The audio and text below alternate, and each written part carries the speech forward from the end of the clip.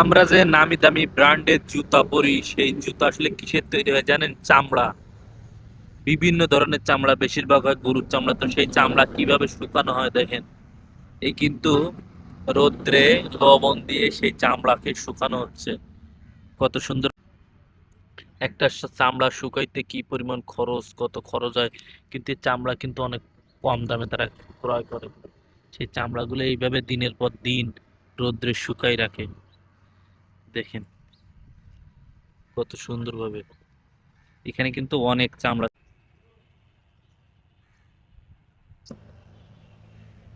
আসলে চামড়া শিল্পটা আর আমাদের দেশে মনে হয় নাই,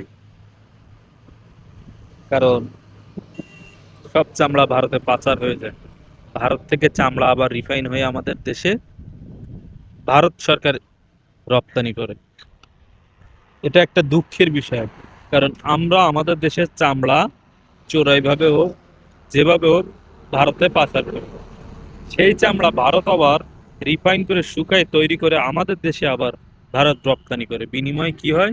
আমাদেরই লোকসান হয়, আমাদেরই ডলার চলে যায়, আমাদের টাকা বিদেশে চলে যায়। কিন্তু আমরা তো চাইলে এত সুন্দরভাবে করতে পারি, কিন্তু কিছু অসাধু ব্যবসায়ীরা এটা করতে দেয় না। তারা গোপনে এটা পাচার